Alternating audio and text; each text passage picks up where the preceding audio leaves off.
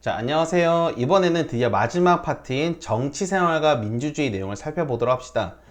선생님이 찍을 때 가장 걱정이 되는 파트예요. 여기 있는 하나, 둘, 세 가지가 있는데, 하나, 둘, 세 가지. 이 정치생활과 민주주의 같은 경우에는 사실 내용이 여러분 중학교 1학년에 맞기는 내가 생각하기엔 좀 어렵다고 생각됩니다. 왜냐면 여러분들에게 너무 어려운 단어가 이미 처음부터 시작되어 있어. 정치, 민주주의, 정부 형태. 우리가 초등학교 때 물론 안 배운 건 아닌데 이거 우리에게 와닿기가 사실 쉽지 않거든요. 그래서 여러분들은 아마 이 내용들을 TV의 뉴스를 나중에 바라볼 때 상당히 도움이 될 거고, 너무나 중요한 내용임에도 불구하고 여러분이 하긴 좀 쉬운 건 아니다. 그래서 지금 여러분이 처음에 그때 선생님이 수업을 했을 때 한 번에 이해 못했다면 여러분이 머리가 나쁜 게 아니라 너무나 당연한 이야기다 라고 생각을 하고 꼭 말해주고 싶고, 그래서 내용을 한번 차근차근하게 한 번씩 내용을 한번 살펴보도록 할 겁니다. 그래서 정치와 정치생활이 어떻게 되는지, 그리고 우리나라 민주주의와 민정치가 어떻게 발전했는지, 그리고 민주정치와 함께 우리나라 어떤 정부 형태를 가지고 있는지, 이 세 가지를 중심으로 살펴보도록 합시다. 자, 우선 제일 첫 번째로 정치와 정치 생활인데, 이 정치, 우선 여러분 들어가기 앞서서 정치란 뜻 자체를 알아야 돼요. 그래서 항상 사회에서는 계속 하는 게, 정치에 항상 모든 개념을 할 때는 뜻을 알고 있어야 되거든. 요것은 워낙 중요한 개념이 되니까 두 가지로 여러분들에게 구분을 하고 있어요. 좁은 의미, 그리고 넓은 의미. 아까 영상을 봤다면 사회 문화 같은 경우도 두 가지 의미가 있는데, 여기도 중요하게 두 가지를 구분하고 있습니다. 근데 여기가 좀 더 자세하게 나와 있으니까 한번 이걸 살펴볼게요. 좁은 의미라는 것은 뭐냐면 정치 권력을 획득하고 행사하는 활동이다. 말이 어려운데, 정치 권력은 뭐냐면 내가 국가에서 어떤 영향력을 발휘하는 거야. 대통령이 되든 국회의원이 되든 동네의 시의원이 되든. 그래서 내가 어딘가 당선이 돼서 내가 우리나라에서 어떤 법을 만들겠다, 아니면 법을 없애겠다, 어떠한 제도를 확립하겠다, 이런 식으로 해서 영향력을 미치기 위해서 권력을 가지고 행사하는 모든 활동을 좁은 의미의 정치라고 합니다. 그래서 국회에서 법을 만들거나 고치거나 정부가 정책, 정부의 여러 형태들을 만들거나 이제 행동하는 과정들을 이제 전부 다 좁은 의미의 정치라고 해요. 단어부터 쉽지가 않아, 그치? 정책 수립, 집행, 이런 말들. 한자어라서 좀 어쩔 수 없습니다. 자, 두 번째로 넓은 의미의 정치란 거냐면, 사실 나와, 그리고 여러분 다 하고 있는 거예요. 뭐냐면, 사회 구성원들 간의 대립과 갈등을 조정해서 합의에 이르는 모든 과정을 말한다. 옛날 같은 경우에는 합의라는 게 없었어요. 옛날에 합의라는 것은 서로가 뜻을 어느 정도 맞춰가는 과정인데, 옛날에는 물리, 나쁘게 말하면 폭행을 통해서 해결했는데, 지금 그러면 절대 안 되겠죠. 그래서 서로와 서로의 입장을 다 살펴보고, 너의 주장이 옳아, 나의 주장이 옳아, 우리 이런 걸 조정해볼까, 맞춰갈까 하면서 이러한 모든 과정들, 그래서 의견을 조율해서 문제를 해결하는 모든 과정도 하나의 넓은 의미로 따지면 정치라고 합니다. 그래서 가족회의라든가 학급회의도 다 포함이 되겠죠. 자, 그래서 정치의 중요한 건 아까 말했던 좁은 의미의 뜻, 넓은 의미의 뜻 두 가지 잘 구분해서 잘 기억하기 바랍니다. 쉽게 얘기하면 좁은 의미는 권력 당선, 내가 나라에서 뭘 하겠다. 넓은 의미는 우리가 어떤 문제들을 해결해가는 모든 과정들을 넓은 의미의 정치라고 합니다. 자, 그러면 결과적으로 이 정치를 도대체 왜 하는가? 정치를 할 이유가 있을 거냐? 사실 우리가 정치라는 단어를 좋은 뜻으로 쓰기도 하지만 가끔 나쁜 뜻으로 쓰기도 한단 말이야. 정치질이라는 말도 있고, 정치에 대해서 나쁘게 생각하는 사람도 워낙 많아요. 근데 그냥 나온 게 아니라 이 정치는 역사든 여러 가지 상황에서 항상 되게 강조하고 되게 중요하게 보는 포인트인데, 그럼 이게 나름의 의미가 있다는 거죠. 이걸 왜 하려는가? 이 정치의 기능에 대해 여러분 중요하게 잘 기억을 하면서 내용을 살펴볼 건데, 사실 우리가 정치를 하는 과정에서 우리는 어쨌든 혼자 살아갈 수는 없단 말이에요. 누구나 선생님도 여러분 학생들과 같이 살아가고, 학생 여러 친구들도 다른 친구들, 다른 사회의 여러 사람들과 같이 살아갈 수밖에 없는데, 나도 너도 다르고, 예를 들면 학교에서든 아니면 사회에 살아가든 항상 돈이라든가 다양한 가치가 있는데, 이 가치는 똑같이 가지면 참 좋겠지만 그게 어려워요. 왜냐면 항상 내용이 제한되어 있거든. 그래서 내가 가지고 싶어하는 가치들은 항상 제한되어 있어서 누가 더 많이 가져가고 누가 더 적게 가져갈 것인가에 대해서 항상 대립과 갈등이 발생할 수밖에 없습니다. 그래서 이거를 옛날 같은 경우는 힘이 세거나 뭔가 강한 사람들이 모든 걸 가져갔다면, 지금은 그렇지 않고 뭔가 이런 과정들을 대화라든가 여러 가지 과정을 통해서 해결해야 되는데, 그래서 이걸 다 뭐가 아니야? 정치가 다 이걸 한다는 거야. 그래서 맨 밑에 있는 이 문단이 가장 핵심이 될 겁니다. 이 문장은 그냥 머릿속에 통으로 외우면 됩니다. 농담이고, 자, 여러분들은 이 내용을 잘 이해를 해야 되는 뜻이야, 이해. 그래서 우선은 개인과 집단 간에 발생하는 대립과 갈등을 조정한다. 조정이라는 거는 맞추다라는 뜻이에요. 그리고 두 번째로, 우리 이런 사회들을 분열할 수 있고, 싸우거나 흩어질 수 있는데, 이거를 하나 확 뭉쳤다. 통합할 수 있다.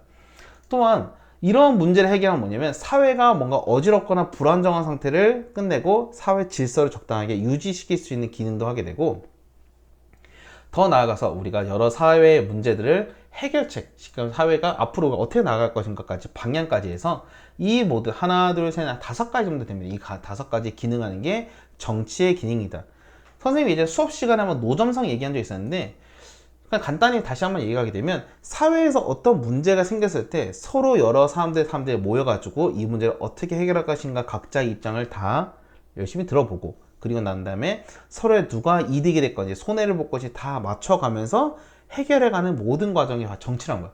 그래서 어쩔 수 없이 복잡하고 쉽지 않고 과정이 짜증날 때도 있어요. 그렇지만 그만큼 정치는 상당히 중요한 의미를 가지고 기능도 중요하다. 자, 넘어가서 그러면 자꾸 정치 한단 말이야. 그럼 정치가 도대체 어떻게 해야지만 바람직하게 할 수 있는가에 대해서 두 가지의 역할이 있습니다. 국가 그리고 시민. 자, 중요한 포인트부터 먼저 말할게요. 당연히 국가도 중요하지만 여러분 중요한 건 이 시민이에요. 왜냐면 여러분이거든. 국가도 해야 될 역할이 있고요. 여러분, 시민이 해야 될 역할도 있어. 그렇지만 당연히 여러분이 해야 될 역할을 더 중요하게 강조를 둬야 될 것입니다. 자, 다시 한번 보게 되면 우선 국가는 시민들의 동의와 지지를 바탕으로 모든 거의 문제들을 해결해 나가고 권력을 잘 가지고 있는 힘을 행사해야 되는데, 시민들의 뜻을 받지 않는 것은 그건 자기 멋대로 하는 거죠. 그래서 우선 중요한 거는 시민들의 자유와 권리를 최대한 보장해 주면서 여러 사람들 간의 내용들, 누구는 이익을 볼 수도 있고 누구는 손해를 볼 수 있어요. 이런 것들을 잘 맞춰가는 것이 바로 국가가 해야 할 역할이다. 뭐 예를 들면 학교라든가 선생님들 다 그래요. 그래서 학생 여러분 우리 반이지만 우리 선생님 반 같은 경우에도 어떤 친구가 손해를 볼 수 있고 어떤 친구들은 이득을 볼 수 있어요. 이런 과정들을 최대한 손해보지 않도록 최대한 맞춰가는 과정이 바로 어쩌면 국가 같은, 아니면 그 사람들의 역할이 되겠죠. 그러면 여러분과 나와 같은 이런 시민들은 어떠한 역할을 해야 되는 것인가 중요한데, 우리 시민들 같은 경우는 공동체 의식을 가지고 나만 사는 거 아니야 말이에요. 여러분 다 같이 하나의 우리 공동체라는 것을 가지고 문제 해결을 해야 되고, 물론 기본적으로 나의 자유와 권리도 중요합니다. 당신의, 여러분들의. 그렇지만 추가적으로 여러분 옆에 둘러보면서 다른 사람의 자유와 권리도 존중해야 된다. 이거는 정치뿐 아니라 사실 살아가는 모든 가장 기본적인 여러분의 생각이에요. 가져야 될 가치야. 나만 중요한 거 아니고 너만 중요한 것도 아니고 나, 너, 우리 다 같이 중요하다는 뜻이죠. 자, 이와 함께 국가기관이 권력을 제대로 하고 있는지에 대해서 항상 열심히 돋보기처럼 감시를 해야 됩니다. 혹시라도 국가가 이상하게 할 때가 있었어요. 예전에 있었고 지금도 있을 수도 있지만 어쨌든 여러분들이 이런 것들을 잘 살펴봐야 되고, 국가가 만약 이상한 정책을 하거나 뭔가 문제점이 있다면 나의 생각을 표현할 수도 있어야 되고 이것을 비판할 수도 있어야 됩니다. 그래서 시민의 할 역할이 너무나 많아. 그래서 민주주의는 피곤할 수밖에 없어. 그렇지만 그럼에도 불구하고 열심히 투쟁해야 하고 싸워서 얻어낸 중요한 가치고, 사람들의 모두 한 사람 한 사람의 의견을 무시하는 것이 아니라 다 받아들이기 위한 노력이 있기 때문에 여러분의 해야 할 역할들은 상당히 중요하다. 그래서 시민의 역할은 중요하니까 잘 기억해야 되고, 그래서 결과적으로는 국가의 힘과 시민의 권력 전체보다 적절하게 수평과 균형이 유지되는 것이 가장 훌륭하다라고 할 수 있을 거예요.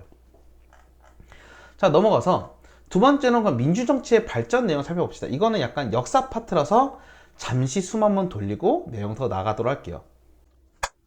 자, 이번에 두 번째로 민주정치의 발전 내용을 살펴보도록 합시다. 아까 녹화 버튼을 눌렀다가 내 실수로 다 날아가 버려서 다시 찍고 있어요. 자, 우선은 민주정치의 발전 내용을 살펴보기에 앞서서 도대체 이 내용이 왜 나왔냐, 정치의 발전. 그러니까 이렇게 생각하면 돼요. 민주주의, 여러분 수많은 권력이라는 것 자체가 어떤 옛날에는 특수한 사람들만 정치를 만들었다면 이제는 모든 사람들이 정치를 이끌어갈 수 있는 사람이 되는데, 이게 점차 확 커지게 되는 그 과정들을 살펴보는 거예요. 단순히 말하면 역사예요, 역사. 자, 그래서 역사 내용이라고 하니까 여러분들이 너무 어렵게 생각할 수 있는데, 우선은 민주정치에서는 크게 네 가지를 볼 수 있겠네요. 우선 고대라고 하는 아테네라는 지역에서 있던 사건과, 두 번째로는 중세, 근대, 현대 이렇게 볼 수 있는데 미리 먼저 얘기하게 되면 중세는 우리 교과서에는 없습니다. 좀 이따 설명해 줄게요. 우선은 고대부터 보게 될게요. 고대부터.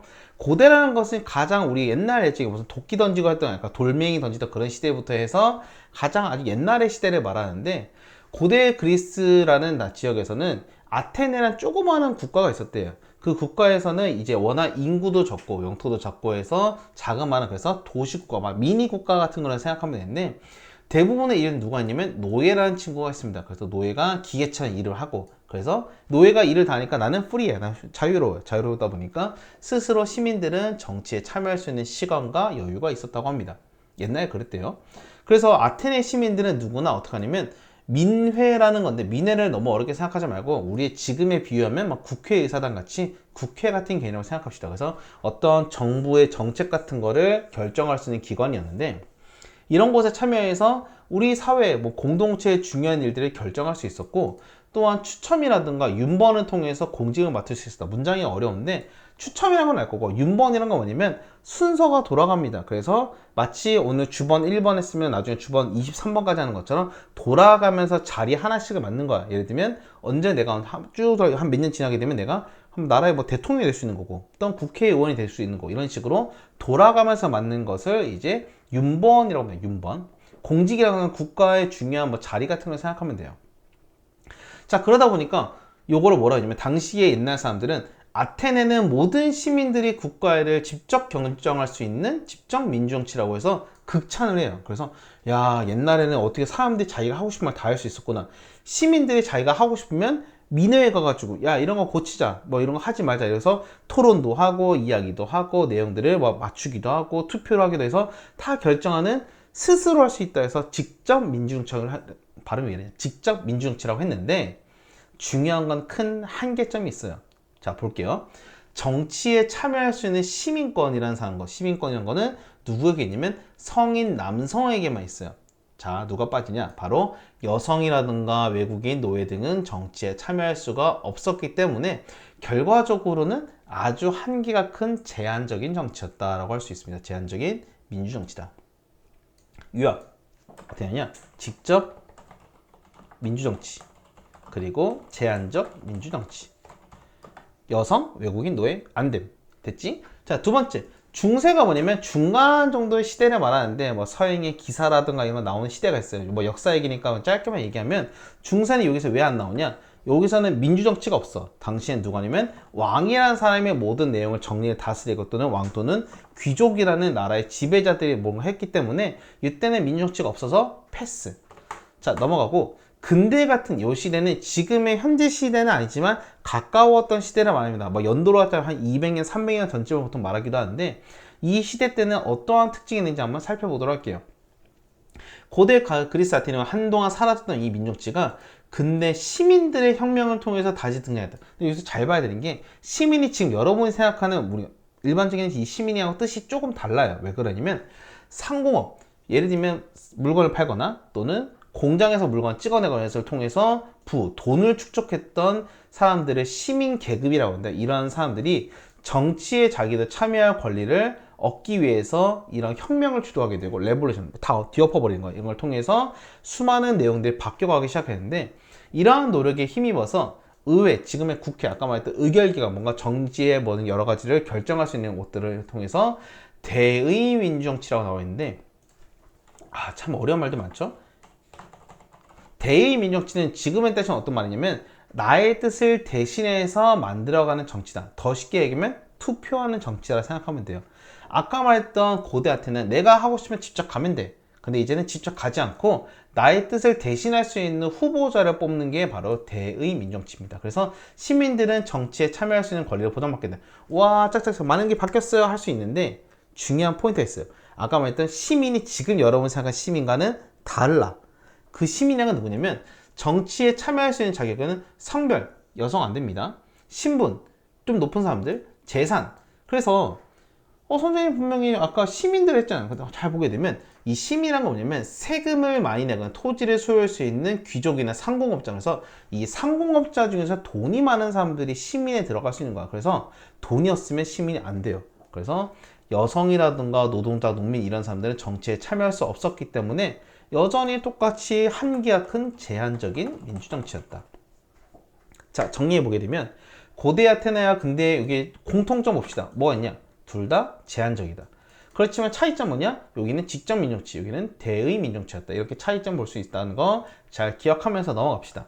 그러면 지금 살아가는 여러분은 어떤 차이냐? 여러분 누구나 선거할 수 있어요. 다만 한계는 나이가 돼야지. 그래서 일정한 나이 이상이 되게 되면 모든 국민에게 선거권을 부여하는 보통선거제도가 만들어지게 됩니다. 그래서 여러분들 만 18세 이상이면 선거가 가능합니다. 그리고 물론 학교에서도 여러분 투표 같은 거 해봤겠지만 이런 선거는 일정한 나이가 되게 되면 여러분들 선거권을 받게 되고 누구나 정치에 참여할 수 있는 권리를 누리게 됩니다. 자, 그러면 와 이제 모든 문제 해결됐구나 할 수 있는데 그럼에도 불구하고 우리 민정치는 끊임없이 발전해야 돼요. 그 이유가 뭐냐면 사회는 복잡하고 여러 가지 문제가 많이 바뀌어가는데 우리의 뜻을 바로바로 반영할 수 있는 직접 민정치는 현실적으로 어렵다 보니 어떻게 하냐면 대표자가 나라의 일을 중요하게 결정하는 대의 민정치가 지금도 진행되고 있어요. 자, 근데 이 대의 민정치 큰 문제점이 뭐냐면 선거할 때는 와 나 좀 뽑아주면서 수많은 뭐 공약 얘기야. 이런 회장 같은 경우도 저를 뽑아주면 뭐 햄버거 100개를 쏘겠습니다. 뭐 여러분들 내가 날 당선시키면 1000만원씩 뿌리겠습니다. 말은 다 할 수 있어. 근데 하고 나서는 그 다음부터는 입을 싹 닫아버리거나 정치를 제대로 하지 않는 경우도 많아요. 그래서 국민들 입장에서는 저놈이지 저 사람이 하면서 정치에 관심이 떨어지는 경우도 있고 정치에 참여하는 그 부분도 엄청나게 소외되는 경우가 많아요. 그래서 국민들의 선거 외에는 정치 참여에 소외되는 문제가 발생해서 문제도 많고 국민들의 의견을 제대로 반영하지 못하는 경우도 많다 보니까 그래서 사람들이 정치를 힘들어하거나 싫어하는 이유도 내가 뜻으로 반영을 했는데 생각보다 내 뜻이 제대로 반영이 안 되면 사람이 뭔가 의지가 떨어지게 되는 거지. 그래서 이런 문제를 보완하기 위해서 최근에는 국민투표, 그러니까 큰 문제가 생기면 이것들을 국민들이 직접 투표하는 제도를 하기도 하고 최근에는 인터넷 등을 통해서 정치 과정에 참여할 수 있는 길을 확대하기도 하는데 그럼에도 불구하고 내가 하고 싶은 말은 아직까지 많이 부족하다. 그래서 여러 가지 정책적인 부분에 많이 보완이 돼야 될 것 같지만 아직까지는 좀 쉽지 않다라고 느껴지긴 합니다.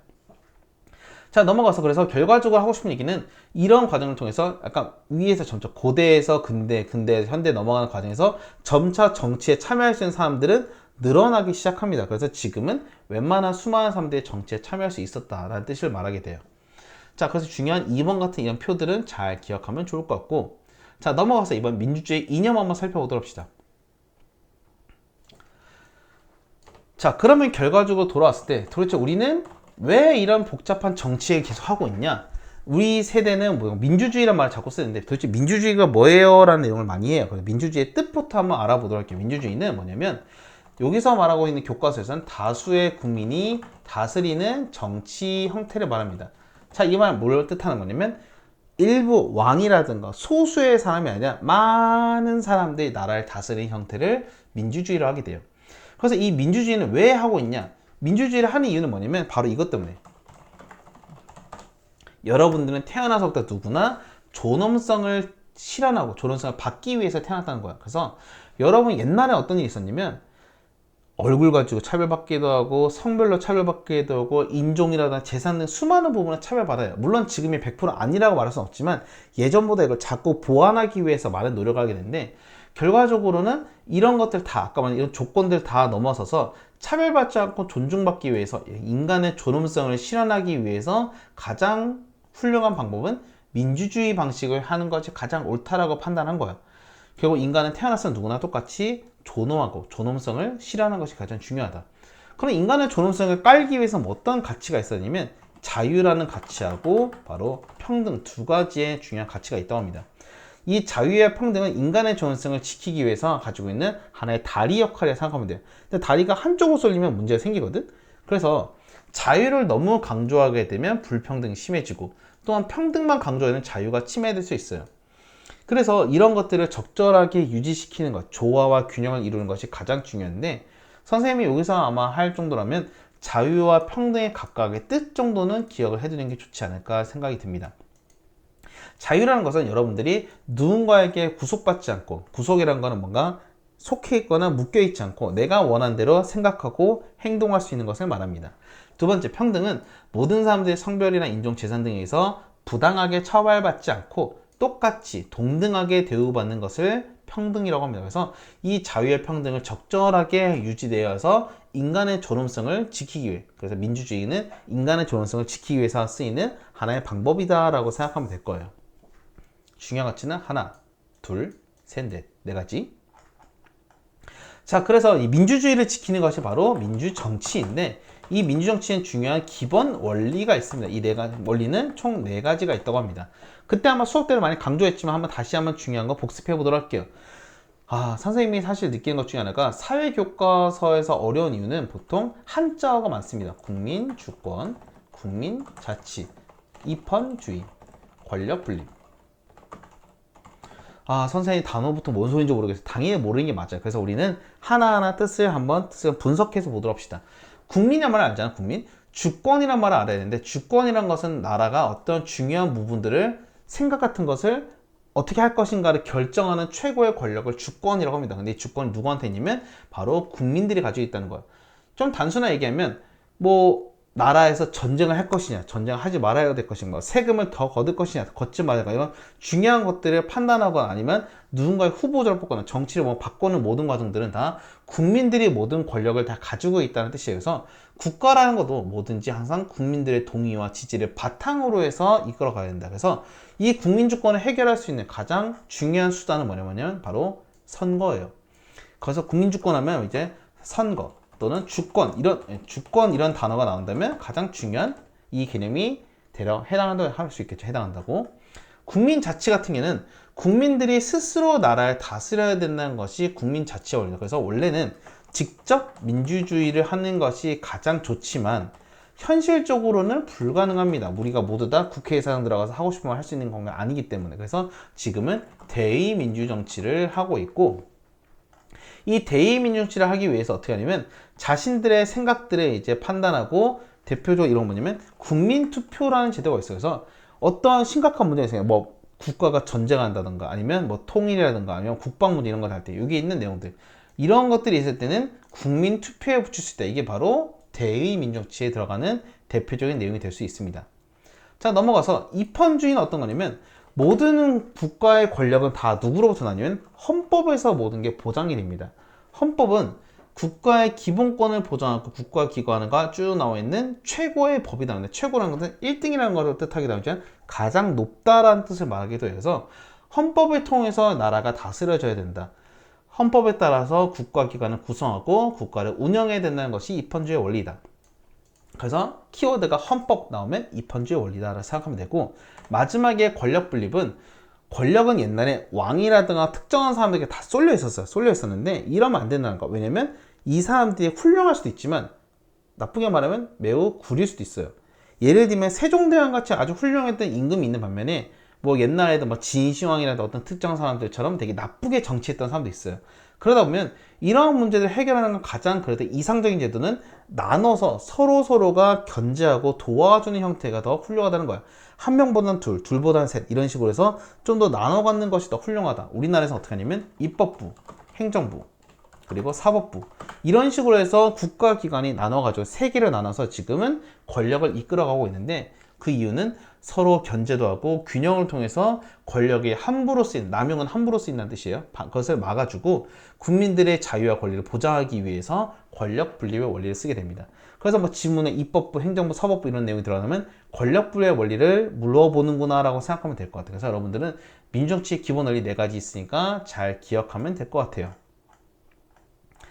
자, 그러면 숨을 잠깐 돌려서 민주정치와 정부 형태, 가장 여러분들이 힘들어했던 파트 한번 내용을 살펴보도록 합시다.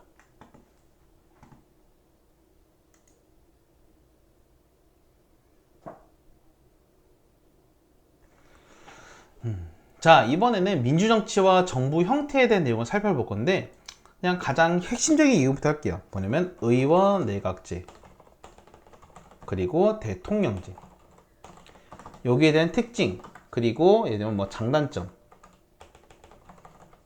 이 내용을 중심으로 살펴보면 모든 내용이 끝입니다. 그럼에도 불구하고 이게 어려워요. 왜 어렵냐면 우리에게 전혀 와닿지가 않거든. 그래서 선생님 이런 거 왜 배워야 할 수도 있는데 사실 이런 내용을 알아야지만 여러분들이 나중에 세계적인 세계 시민 뉴스라든가 아니면 다양한 나중에 여러분이 한국에서만 살 거 아닐 수도 있잖아. 다양한 사회 문제를 이끌어가는 여러분의 사회 지도층이 될 수 있고 여러 가지 문제를 파악할 수 있는 생각의 시야도 넓어질 수 있기 때문에 조금 어렵더라도 여러분들 한번 최대한 이해해 보도록 노력을 해보는 게 좋을 것 같습니다. 그래서 두 가지의 특징, 이런 것들은 그 나라의 성격이라든가 문화적인 특징도 나타나는 제도라고 할 수 있을 것 같아요. 자, 우선 제일 첫 번째로 민주주의는 어떤 방식으로 구현될까? 구현은 어떤 나타날까? 이라는 뜻인데 우선 우리는 이게 핵심이에요. 국가기관은 어떤 국가 권력을 담당하냐에 따라서 입법부, 행정부, 사법부로 나뉘어지게 되는데 뭐 알고 있겠지만 다시 정리하면 입법부는 법을 만드는 곳, 행정부는 법을 실행하는 곳, 사법부는 법을 심판하는 곳 이렇게 나누면 되는데 여기서 가장 핵심인 건 이거예요. 입법부, 법을 세우는 곳과 행정부가 어떠한 관계에 따라 이제 어떻게 구분하는가에 따라서 아까 말했던 의원 내각제 그리고 대통령제로 구분할 수 있습니다.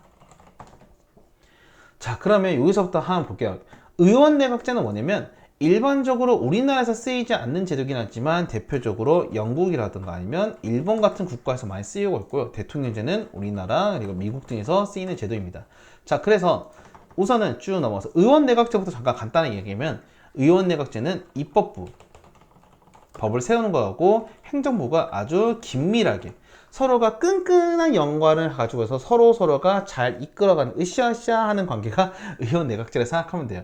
반대로 대통령제는 엄격 그놈 진지야. 어떻게 되냐면 입법부 그리고 행정부가 엄격하게 분리가 됩니다. 그래서 서로가 상호 견제, 서로가 서로를 약간의 너 잘했냐 못했냐 비판하기도 하고 균형을 이루기 위해서 약간의 서로를 견제하는 형태가 대통령제가 됩니다. 그래서 우리나라에서 익숙하지 않은 의원 내각제 그리고 우리나라에서 쓰고 있는 대통령제 두 가지를 잘 구별해야 되는 게 이번에 시험에 관련 아니면 이걸 두 가지 구분은 가장 중요한 부분이라 생각하시면 될 것 같아요.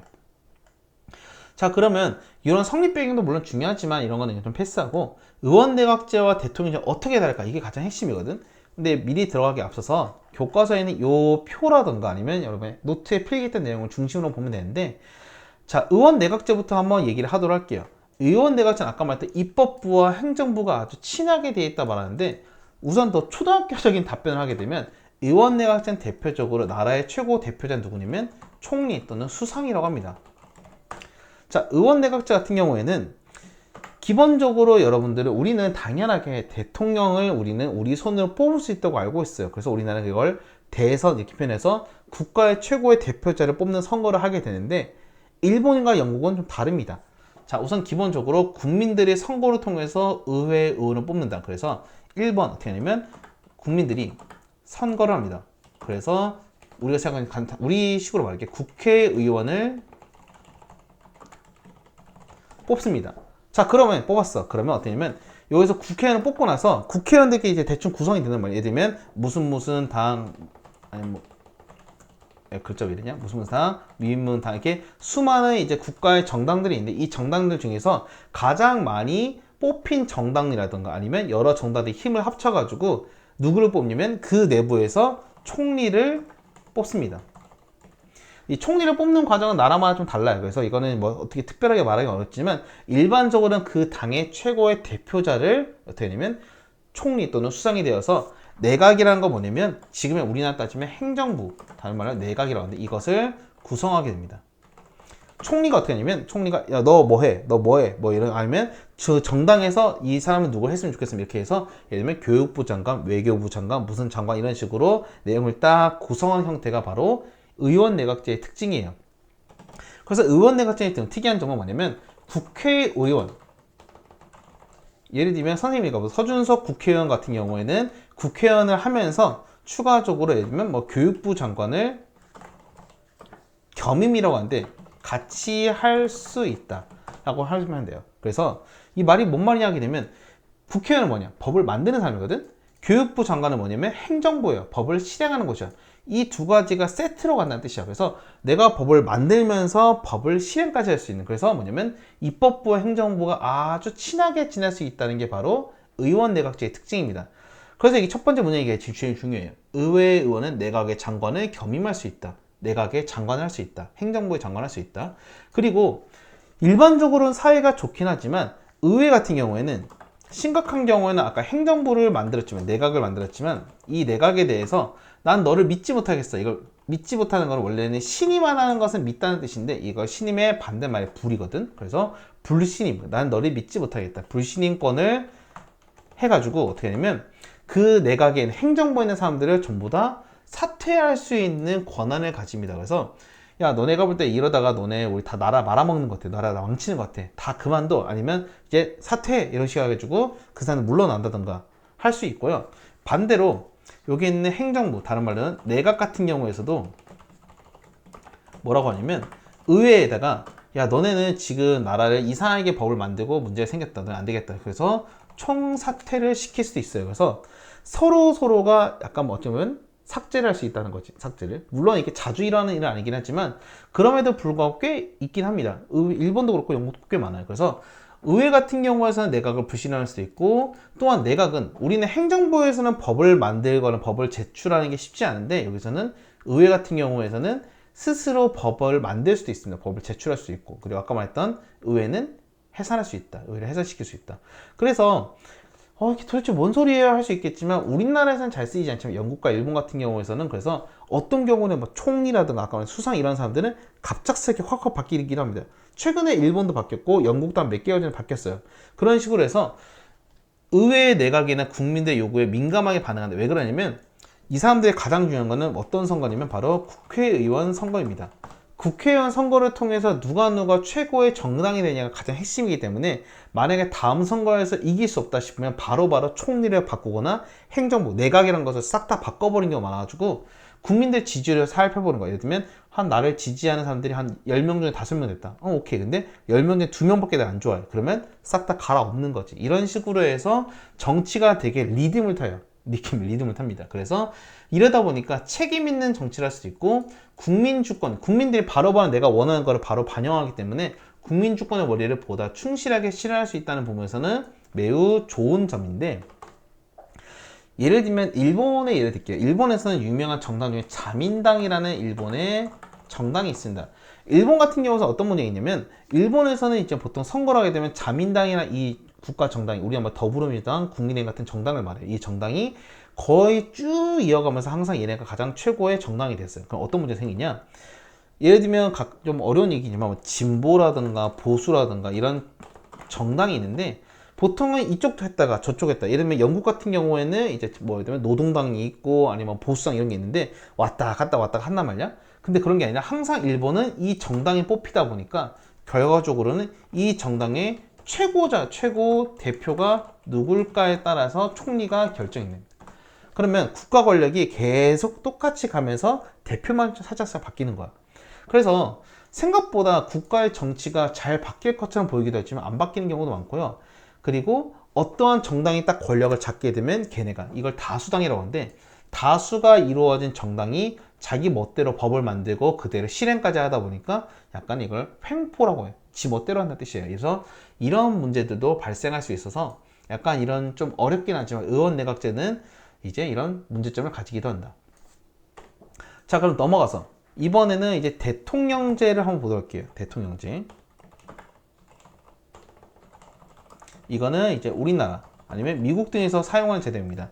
우선 기본적으로 대통령제는 더 쉽게 생각하면 대통령이 최고의 대표자가 되는 게 대통령제인데, 우리나라에서는 기본적으로 이제 국회의원 선거를 하게 되고 추가적으로 이거 입법부겠죠?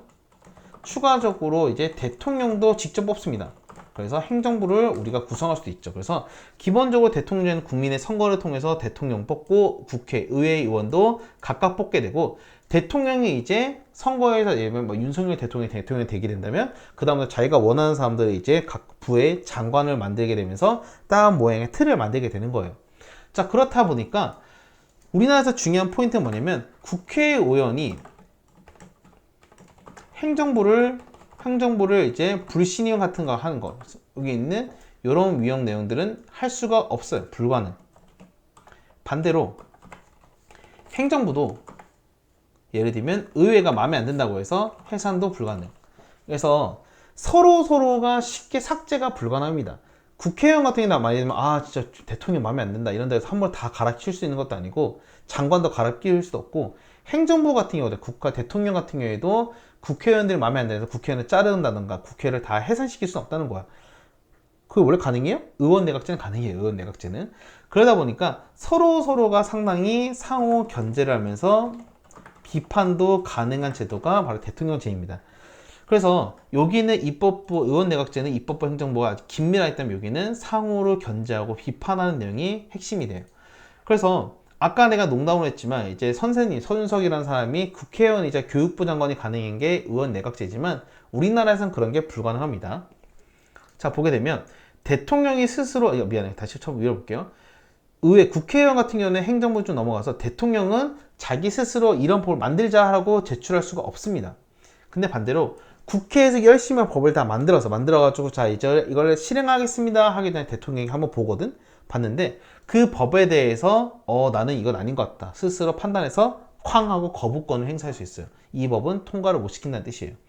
다 이러다 보면 이렇게 머리 선생님 정치가 복잡해 할 수 있는데 나름의 다 이유가 있어요. 왜냐면 의원 내각제도 좋은 점이 있지만 단점도 있고 대통령의 장단점인데 우리나라에서는 이게 더 좋은 제도라 판단해서 하고 있는 거예요. 왜 그러냐면 대통령제에서는 입법부 행정부가 엄격하게 분립하기 때문에 권력을 서로 잘 나눠가서 아주 확실하게 권력을 나눠 누가 한쪽으로 쏠리지 않도록 해서 훨씬 더 건강한 형태의 정부를 만들어 간다라고 생각하면 될 거예요. 그래서 대통령제가 좋은 점도 많아요. 예를 보게 되면 우리나라 대통령은 기본적으로 5년입니다. 대통령. 그러다 보니까 대통령이 소신을 가질 수 있어요. 예를 들면 국민들이 누가 봐도 싫어하는 제도라도 앞으로의 나라의 비전이라든가 걸 생각하게 되면 국민들 욕을 먹어도 괜찮아. 내가 할 수 있다 해가지고 쭉 이끌어가서 훌륭한 보스 같은 리더십 쫙 끌고 갈 수 있어. 그리고 행정부가 안정되어 있다 보니까 항상 어떤 정책을 5년 동안 그대로 이끌어갈 수 있어. 그러니까 인기에 너무 빠져있기보다는 내가 판단했을 때, 내가 봤을 때는 욕을 먹더라도 이걸 해야 된다. 뭐 개혁을 해야 된다. 이걸 고쳐야 된다. 할 수 있단 말이야. 그래서 이런 부분에서 나라를 되게 건강하게 이끌어갈 수 있는 좋은 점이 있는데 만약에 대통령의 리더라든가 어떤 부분에서 문제가 생기면 이걸 조금은 나쁘게 갈 가능성도 있다. 자, 보게 되면 의회와 행정부가 심하게 다투는 경우에는 이게 중간에서 맞추기가 더 어려워요. 예를 들면 국회의원과 대통령의 사이가 나쁘게 되면 서로 이 문제를 해결하기 되게 어려워지게 되고 추가적으로 대통령 같은 경우는 만약에 자기 권력이 우리는 꽤 센 편입니다. 권력이 센 편이기 때문에 그것을 만약에 나쁘게 이걸 하게 되면 심한 경우에는 독재 정치가 나타날 수 있어요. 러시아에는 푸틴 같은 경우가 나타날 수 있다는 거지. 그래서 이런 문제가 때문에 대통령제가 어떤 권력이 너무 심하게 독점될 걸 우려하는 국가들은 의원 내각제를 쓰는 거고 반대로 강력하게 나라를 안정적으로 이끌어가고 싶다면 대통령제를 쓰고 있는 거예요. 그래서 그 나라의 정치적인 색깔이든가 문화에 다 반영이 돼서 이런 제도들 대통령제를 쓰든 의원 내각제를 쓰든 이렇게 다 각자의 내용이 구분하게 됩니다. 자, 그래서 내용이 좀 얼긴 어려웠는데 여러분들은 사실 내가 이거 메모장에 쓰이는 내용도 중요하고 아마 여러분들은 아마 교과서에 있는 이 내용을 정리했을 거예요. 여러분들은 다양한 내용도 다 있긴 하지만 교과서를 기준으로 해서 잘 정리한 내용들을 암기하거나 이해하면 될 것 같아요. 원래는 우리나라 정보도 되게 중요하거든. 근데 이번에는 여러분들이 이런 거보다 하면서 넘어갔습니다. 그래서 이것도 기왕이면 한번 읽어봤으면 좋겠어요. 아마 이번 시험 끝나면 한 번쯤은 다시 한번 봐두고 싶은 내용 중 하나예요. 자, 결과적으로 이제 모든 시험 내용 대단한 마무리까지 여러분 스스로 하게 되면 내용이 끝나게 됩니다. 사실 민주정치와 정부 형태 많이 어려워요. 그래서 친구들이 많이 걱정하지만 그렇게 어렵게 내지 않았으니까 충분히 문제 풀 수 있을 거라 보고 사회를 공부하면서 계속 똑같이 하는 말 중에 하나가 교과서 볼 때 제발 좀 중요한 글씨 위주로 내용을 살펴봤으면 좋겠고 선생님이 분명히 수업 시간 할 때 번호를 매기거나 중요하게 밑줄이나 별표를 친 내용이 있을 거예요. 그 내용들을 중심으로 반복. 사실 공부에서 반복만큼 제일 좋은 게 없어. 물론 지루하고 딱딱한 거 압니다. 그런 것처럼 여러분이 지루하더라도 그 지루함을 참고 잘 견뎌내게 되면 아주 훌륭한 여러분들의 결과물이 나타나게 될 거예요. 정말 고생이 많았고 내용이 좀 길긴 했지만 잘 듣고 이해했으리라 봅니다. 모르겠으면 언제든 수업 시간이든가 아니면 댓글 등을 통해서 질문하면 최대한 내용들을 성실하게 답변하도록 할게요. 어쨌든 이번 시험 정말 크게 응원하고 모든 성적 여러분이 노력한 만큼 잘 받았으면 좋겠습니다. 이것으로 내용을 마무리하도록 할게요. 여기까지 할게요. 안녕.